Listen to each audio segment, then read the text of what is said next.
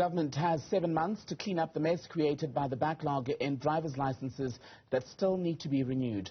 Transport Minister Fikile Mbalula announced yesterday that motorists now have until March 2022 to renew license cards. His department has been widely criticized for a process riddled with corruption and inadequate slots to apply for renewals online. OUTA, that's the organization undoing tax abuse, was among those who called for an extension, and it's Julius Kleynhans is joining us live now to react to the announcement by government. Julius, thank you for your time. Welcome to Newsfeed PM. Do you think this period between now and March of next year will be enough to fully address the problem? Thanks, Timikile. No, it's not enough. Government's already had a year to fix the problem. You know, we've called for the driver's license expiry date to be extended from 5 years to 10 years. We did a recent survey, just over 3,000 people quickly voted, and over 98% of people said yes, please extend it to 10 years. This is ridiculous. I cannot see how government will swing this around. The system is fundamentally flawed. In fact, Mikele, I renewed my driver's license in this process over the last 12 months. It took me 4 days that I had to put in leave to go and get my card done. And in and around you, while you're standing in queues, people are e-walleting money and taking shortcuts. The bribery is all around you to jump the queues. It is absolutely flawed, and the system needs to change. And just on that, Julius, one has to wonder how much of the driver's license expiry crisis for the cards, because that is what expires, how much of that, is there any telling at this point, how much is actually linked to disruptions due to COVID or pre-existing conditions? Because even before 2020, the system was somewhat of a mess. It's always nice to blame whatever is around you at that moment. No, the system's been flawed for many a year now. It is outdated significantly. We need to really progress as a nation and start using technology.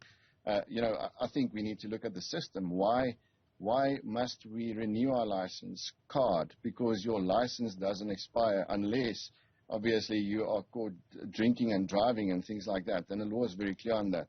So a little plastic card gets you in trouble after 5 years if you don't renew it. Now, if it's a medical complication, why can't we start doing eye tests once or every second year and log it onto a system? Why can't your driver's license be linked to your ID card? Why do we have to pay every 5 years? If it's really a municipal finances thing, then do it the same as a TV license. Let us pay $80 a year online, in your own convenience, and please just help us not waste any more time in this cumbersome process. And Gauteng in particular, as reflected in the briefing by Minister Mbalula on Friday, accounts for more than 40% of people who are still waiting, struggling to have their licenses renewed. Is it as simple as corruption and a lack of slots on the booking system? I think it goes a bit more further than that. Obviously, Gauteng's a bit more densely populated.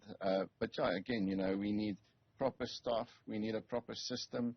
We need discipline in that system to ensure that people don't just knock off at 3:30 in the afternoon, but actually work the hours that's needed to work. And we are customers. This should be customer service. I think everyone dreads to go and stand in a queue knowing that whoever they're going to face at the end of the till is going to be, either ignore them or really grumpy. It's just not a nice process. And I think there's a lot that needs to change from all dynamics to put the customer first once again and ensure that everyone complies and that we actually have a good governance system that works and that's technologically advanced. You touched on the corruption, and even this week there was a radio piece, I think, by EWN, where they were reflecting on just how even outside the center, it is so blatant that you watch people arrive to try and have their paperwork renewed, and there is literally a middleman who says, for a price, I can link you to someone in the traffic department to make sure that you don't have to stand in the long queues and come back multiple times. All of this is happening in some cases in full view of JMPD officers. Will it get worse then in the 7 months, I wonder, as everyone rushes to try and get it done?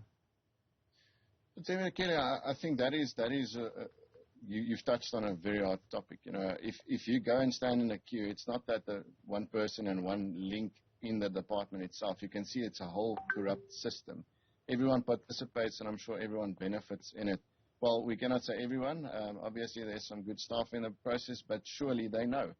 And this is a big problem. I think the system shouldn't be, I think the best way to approach is it needs to be done online, and there shouldn't be any of these manual processes. Then you're going to cut out a lot of corruption already.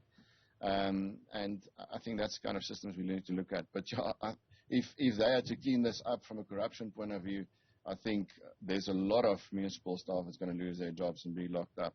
We'll have to see if that happens. And at OUTA, you've been tweeting about how you would like a possible meeting with the Transport Minister, Fikile Mbalula. Have you had any response? No, we haven't. We've even written a letter with some real solutions last year, a year ago, in fact. But government, again, is ignoring the citizens, trying to put their own plans into place. But they're so out of touch with the customer that, whatever solutions they bring to the fore is usually they're making mistakes, and it's a flaw because they never take the customer into consideration. And for as long as they're going to do that, these systems will not work. It's time that the minister listens to the people, not try to be Mr. Fix-It, but actually listens to the people on real solutions, let them participate and fix the problems in government, and hopefully then we can have a better way to move forward. Julius Kleynhans, good to speak to you. Julius Kleynhans is with OUTA, the organization Undoing Tax Abuse.